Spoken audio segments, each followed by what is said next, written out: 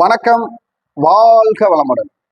Akshara Annamalai YouTube channel நேயர்களுக்கு அனைவருக்கும் என் பணிவான வணக்கத்தையும் வாழ்த்துக்களையும் தெரிவித்துக் கொண்டு நாம் இப்ப பார்க்க போகும் பதிவு என்னன்னு பாத்தீங்கன்னா, வாக்கிய பஞ்சாங்க பிரகாரம் சனி பகவானின் பெயர்ச்சி 12 ராசிகளுக்கும் எப்படி இருக்கும் அப்படிங்கிறது தான்.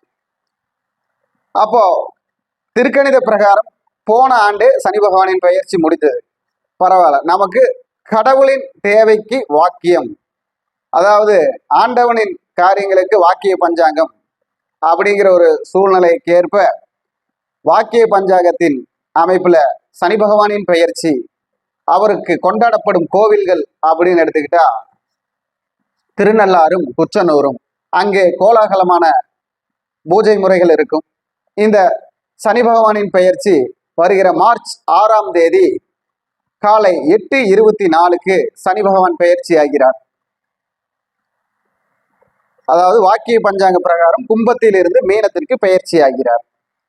அப்போ இந்த பெயர்ச்சி உங்கள் ராசியான மிதுனம் ராசிக்கு எப்படி இருக்கும், மிதுனம் ராசிக்கு எப்படி இருக்கும் அப்படிங்கிறத தான் நாம இந்த பதிவுல வாக்கிய பஞ்சாங்க பிரகாரம் சனி பகவானின் பெயர்ச்சி மிதுனம் ராசிக்கு எப்படி இருக்கும் அப்படிங்கிறத பலன் சொல்ல போறோம்.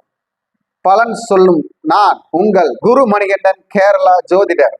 நான் உங்கள் குரு மணிகண்டன், கேரளா ஜோதிடர். இப்போ நாம மிதுன ராசிக்கு வாக்கிய பஞ்சாங்க பிரகாரம் சனி பகவான் பெயர்ச்சி எப்படி இருக்குன்னு பாத்துக்கலாம்.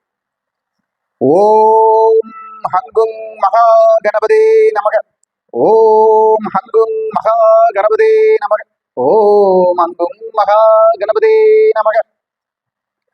நவகோள்கள் நத்துணையாக, உபகோள்கள் உற்ற துணையாக, அதிதேவதைகள் ஆசீர்வாதம் செய்ய அனைவருக்கும் எல்லா நலம் வளமும் கிடைக்கட்டும். இப்போ நாம மிதுனராசி அன்பர்களுக்கு இந்த சனி பகவானின் பெயர்ச்சி எப்படி இருக்கும் அப்படிங்கிறத தான் பார்க்க போறோம்.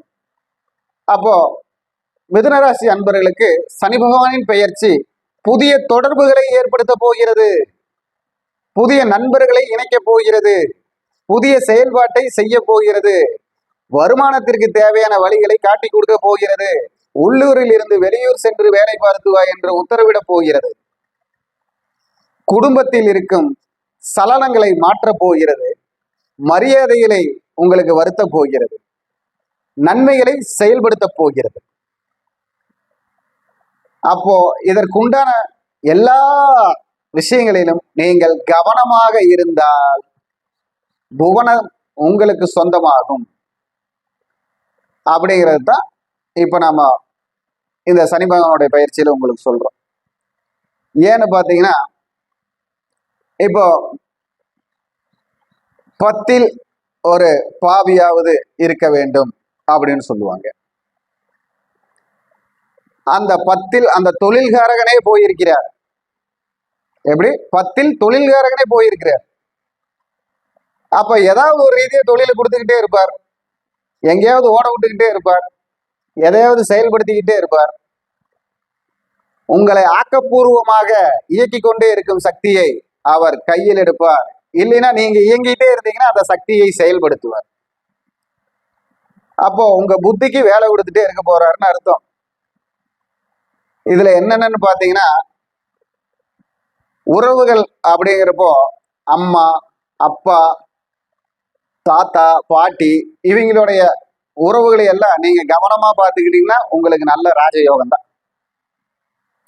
அவங்களுக்கு என்ன தேவையோ உங்களால முடிஞ்ச வரைக்கும் கொஞ்சம் கொஞ்சம் செஞ்சு கொடுத்துட்டீங்க அப்படின்னா அந்த பாக்கியம் உங்களுக்கு பக்க பலமாக செயல்படும்.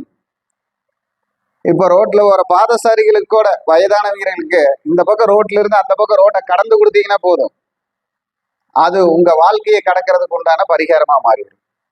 அந்த அளவுக்கு உங்களுக்கு உபயோகமாக இருக்க போகிறது.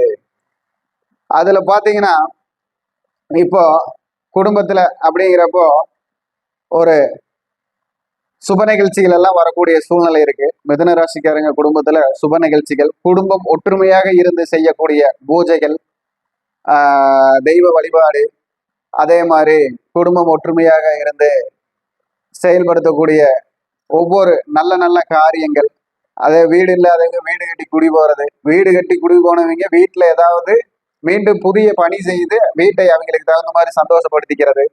அப்புறம் வேலை வாய்ப்பு அப்படிங்கிறப்போ புதிய வேலை வாய்ப்புக்கான திட்டத்தை இயக்கிறது, செயல்படுத்துறது, அதுக்குண்டான லோன் வசதிகளை ஏற்படுத்தி கடன் வாங்கக்கூடிய சூழ்நிலையில தேவைக்கு அளவுக்கு மீறி கடன் வாங்காம தேவைக்குள்ள கடன் வாங்கி தொழில் பண்ணி கொஞ்ச நாளைக்கு அடுத்த வருடம் இந்த ஒரு வருடத்துக்கு அப்படி பண்ணனா அதுக்கு அடுத்த வருடம் நீங்க அளவுக்கு அதிகமான கடன் வாங்கினீங்கனாலும் அந்த கடனை வெற்றி பெறக்கூடிய அளவுக்கு அடைத்து தீரும் அளவுக்கு வருமானம் வரும். இந்த வருடம் எல்லாத்திலும் அளவான முறையில நீங்க இருந்தீங்கன்னா உங்களுக்கு நல்ல முயற்சி வெற்றி கிடைக்கும். அப்போ அந்த மிதுன ராசிக்கு பார்த்தீங்கன்னா சனி பகவானுடைய அருள் கடாட்சம் எப்படின்னு பார்த்தீங்கன்னா சுகஸ்தானம் அப்படிங்கிறது வலுப்பெறுது. எப்படி சனி பகவானுடைய அருள் கடாட்சத்துல சுகஸ்தானம் வலுப்பெறுது.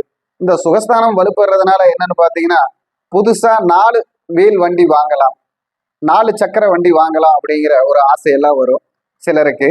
அந்த ஆசை எல்லாமே வந்து செயல்படுத்தக்கூடிய நேரமா இருக்கும். அதே மாதிரி வெளிநாடு விமானம் மூலியமா வெளிநாடு போகணும், விமானத்துல பயணிக்கக்கூடிய சக்தி பலருக்கும் மிதுன ராசியில வரக்கூடிய அமைப்பு இருக்கு. வெளிநாட்டுக்கு போறது, வேலை வாய்ப்பு செய்யறது எல்லாமே வந்து தொடங்க போகுது. உறவுகளை விட்டு பிரிந்து உறவுகளை ஊட்டி வளர்த்தல்னு சொல்லக்கூடிய சக்திக்கு நீங்க வரப்போறீங்க. அதே மாதிரி மிதுன ராசிக்காரங்களுக்கு அவங்கள பாதுகாக்கக்கூடிய அளவுக்கு குழந்தைகள் இருந்தாங்கன்னா அந்த குழந்தைகளுக்கு எதிர்பார்க்காத விதமான வேலை வாய்ப்புல முன்னேற்றம் வருது, வேலை வாய்ப்பு கிடைக்கிறது, செயல்பாட்டை செயல்படுத்தி வர்றது. பிரிந்திருக்கும் அதாவது மிதுன ராசிக்காரங்க குழந்தைங்க பிரிஞ்சு போய் இருக்காங்க, வெளியில போய் வேலை பார்க்குறாங்கன்னா அந்த வேலையில ஏதாவது முன்னேற்றம் வரக்கூடிய அமைப்பெல்லாம் ஒரு என் மகன் முன்னேறிடுவானாங்கிற தாக்கம் அந்த செயல் அது அவங்களுக்கு வெற்றியா தரும் அப்படின்னு நல்லா சொல்லலாம். அப்போ இந்த மிதுன ராசிக்காரங்களுடைய அமைப்புல சில விஷயங்கள் இன்னும் எடுத்துக்கிட்டீங்கன்னா கடன், அதுதான் இப்போ அவங்களுக்கு ஒரு நல்ல தாக்கமா இருக்கும். கடனுக்கேத்த வருமானம் இல்லை, கடனுக்கேத்த வருமானம் இல்லை, வருமானம் வருமா, யாராவதுக்கு அதுக்கு துணை செய்வாங்களா, உற்றுதுணையா இருக்கிறவங்க இன்னும் உறுதுணையா இருப்பாங்களா அப்படிங்கிற ஏக்கமெல்லாம் இருக்கு. அதற்குண்டான புதிய புதிய செயல்பாட்டுக்கு உண்டான பாதைகள் எல்லாம் இப்ப கிடைக்கும், பாதைகள் எல்லாம் கிடைக்கும். அந்த பாதையில நீங்க பயணிக்கும் பொழுது வெற்றி கிடைக்கிறதுக்கு வாய்ப்பு இருக்கு. உங்களை ஏமாத்துறவங்களை நீங்க கண்டுபிடிச்சு இப்ப விலகக்கூடிய சூழ்நிலை எல்லாம் வரும். சிலரை விலகி இருப்பீங்க, இனிமேலும் விலகக்கூடிய சூழ்நிலை வரும். அதுலயும் நீங்க ஒரு புத்திசாலித்தனமா இருந்து செயல்பட போறீங்க. அதே போல உங்களுக்கு படிக்கக்கூடிய குழந்தைகளுக்கு மிதுன ராசியில இப்போ சின்ன குழந்தைகள்னு சொல்லக்கூடிய ஒரு 5 வயசு தொட்டு 10-15 வயசு வரைக்கும் இருக்கிற குழந்தைகளுக்கு ஒரு மத்தியமமான படிப்பா இருக்கக்கூடிய சூழ்நிலையா இருக்கு. முயற்சி பண்ணா வெற்றி எடுக்கலாம். அதே மாதிரி ஒரு 15 வயதுல இருந்து 18 வயது வரைக்கும் இருக்க குழந்தைகளுக்கு, படிக்கும் வயது குழந்தைகளுக்கு அதே மத்தியமான சூழ்நிலை தான், நல்லா முயற்சி பண்ணணும் படிப்புல அப்படிங்கிற மாதிரி தான் இருக்கு. அதே மாதிரி நமக்கு வந்து பாத்தீங்கன்னா பட்டதாரின்னு சொல்லக்கூடிய அமைப்புல படிக்கக்கூடியவங்களுக்கு, இந்த யூஜி பிஜி எல்லாம் படிக்கிறவங்களுக்கு எல்லாம் பாத்தீங்கன்னா நட்பு வட்டத்தை கொஞ்சம் கம்மி பண்ணிக்கணும் படிப்புல. அப்பதான் வந்து அடுத்த கட்டத்தை நம்ம போய் டச் பண்ண முடியும். இல்லைன்னா அதே கட்டத்தை மீண்டும் எழுத வேண்டியதா இருக்கும். அப்போ கொஞ்சம் ஜாக்கிரதையா இருந்துக்கணும். அதே மாதிரி இந்த மிதுன ராசிக்காரங்க கவர்மெண்ட் பரீட்சை எழுதக்கூடியவங்களுக்கு எல்லாம் பாத்தீங்கன்னா ஒரு சிறப்பான சூழ்நிலை இருக்கு. வாய்ப்பு, வேலை வாய்ப்பு வரக்கூடிய அமைப்பு வரும். அதாவது இந்த லேபர் அப்படின்னு சொல்லக்கூடிய அமைப்புல பரீட்சை எழுதக்கூடியவங்களுக்கு, உணவு தொழில் அமைப்பு, தொழிலாளர்கள் அமைப்புல போயிட்டு ஒரு ஹெட் போஸ்டிங் பரீட்சை எழுதுறவங்களுக்கு எல்லாமே வந்து ஒரு நல்ல ஒரு மாற்றம் இருக்கும். அந்த பரீட்சையில வெற்றி கிடைக்கக்கூடிய வாய்ப்பு வரும். இந்த வருடங்களிலிருந்து அந்த வாய்ப்புகள் அவர்களை தழுவக்கூடியதுன்னு அர்த்தம். அப்போ அந்த மிதுன ராசிக்காரங்களுக்கு குழந்தை இல்லாதவர்களுக்கு குழந்தைக்குண்டான பாக்கியத்திற்குண்டான நேரங்காலங்களை செயல்படுத்த போகிறார். அது ஆணாக இருந்தாலும் பெண்ணாக இருந்தாலும் குழந்தையின்மையை உண்டான அந்த விஷயத்தை போக்குறதுக்கு என்ன வழிபாடு, என்ன மருத்துவம் அப்படிங்கிறதெல்லாம் கிடைக்கும். இந்த வருடங்களில் கிடைத்து வெற்றி பெறக்கூடிய வாய்ப்பு இருக்கு. இது எல்லாமே நான் சொல்றது எல்லாமே மிதுன ராசிக்காரங்களுடைய சுய ஜாதக ரீதியாகவும் பார்த்துக்கணும். அந்த சுய ஜாதகம் அவர்களுக்கு சாதகமான தசா புத்தி நடக்குதான்னு பார்த்துக்கணும். ஏன்னா அந்த சாதகமான தசா புத்தி ஜாதகத்தில் இருந்தால் இந்த நிலைமைகள் இன்னும் டபுள் ஆகும். இல்லைன்னா இந்த நிலைமைகள் கூட ஏதாவது பிரச்சனைகள் வர்றதுக்கு வாய்ப்பு இருக்கு. அதனால உங்க சுய ஜாதக ஆராய்ச்சி பண்ணிக்கணும். இப்போ சொல்ற எங்ககிட்டயே பார்த்தாலும் சரி, இல்லை உங்க பக்கத்தால இருக்கிற ஜோதிடத்தை கொண்டு போய் பார்த்தாலும் அந்த சுயஜாதக ஆராய்ச்சி பண்ணி இப்போ கோச்சாரமும் சுயஜாதகமும் உங்களுக்கு எப்படி சப்போர்ட் பண்ணுதுங்கிறதையும் பார்த்துக்கிட்டீங்கன்னா இன்னும் பலம் அதிகம். அதுக்கு தகுந்த மாதிரி செயல்பட்டா சூப்பரா வெற்றி பெறலாம். அதே போல தொழில் அமைப்புல எல்லாம் பாத்தீங்கன்னா சொந்த தொழில் செய்பவர்களுக்கெல்லாம் வந்து ஒரு லோன் வாங்கி பண்ணலாம், பேங்க்ல லோன் வாங்கலாம், வெளியில வந்து ஒரு சீட் எடுத்து பண்ணலாம், பர்சனல் லோன் எடுத்து பண்ணலாம். அப்படிங்கிற ஒரு அமைப்புல இந்த பர்சனல் லோன், வெளியில சீட் எடுக்கிறது, லோன் வாங்குறது, இந்த மாதிரி ஒரு அமைப்பெல்லாம் வருது. உங்க சக்திக்கு தகுந்த மாதிரி பண்ணிக்கிங்க, தப்பிக்கிறதுக்கு உண்டான வழியை பார்த்துக்கிங்க. அதிகப்படியா கடன் வாங்கிட்டு அப்புறம் சங்கடப்படக்கூடாதுல்ல. அதே மாதிரி வீட்டு டாக்குமெண்ட், இடத்துடைய டாக்குமெண்ட் அப்படின்னு சொல்லக்கூடிய பத்திரம் எல்லாம் வந்து சிலப்போ பேங்க்ல கொண்டு போய் வச்சுட்டு வேற ஏதாவது இடம் வாங்கலாம், வீடு கட்டலாம், இல்லை தொழிலுக்கு போடலாம். அப்படிங்கிறதெல்லாம் உங்களுக்கு இந்த தடவை நெருங்கி வருது. அதுக்கு உங்க சுயஜாதக ரீதியெல்லாம் சப்போர்ட் பண்ணதான்னு பார்த்துட்டு பண்ணுங்க. திருமணம் ஆகாதவங்களுக்கு திருமணத்துக்கு உண்டான சூழ்நிலையெல்லாம் உருவாகுது. மிதுன ராசிக்காரங்களுக்கு இனி வரக்கூடிய 2 வருடத்துல நிறைய பேருக்கு கல்யாணம் ஆக போகுது, காதல் கல்யாணம் ஆக போகுது, பெரியவர்களால் நிச்சயப்பட்ட திருமணம் நடக்க போகுது. 90s இருக்கக்கூடியவங்களுக்கு கூட இப்ப கல்யாண அமைப்பு திடீர்னு அமையும். அந்த மாதிரி அமைப்பெல்லாம் வரும். இது எல்லாமே வந்து அவங்களுடைய தசாபுத்தி அந்தரம்ங்கிற சுயஜாதக பிரகாரம் நம்ம சரிவர பார்த்துக்கிட்டோம்னா அது எப்போ எப்படி என்னங்கிறதெல்லாம் கண்டுபிடிச்சிக்கலாம். இந்த மாதிரி எல்லா நலமும் பலமும் வாழ்க்கைக்கு ஏற்றது போல் செய்யக்கூடிய சனி பகவானின் பெயர்ச்சி உங்களுக்கு வெற்றியை தரும் அமைப்பில் இருப்பதால் நீங்களும் வெற்றி பெறலாம் என்று சொல்லி வணக்கம். வாழ்க வளமுடன்.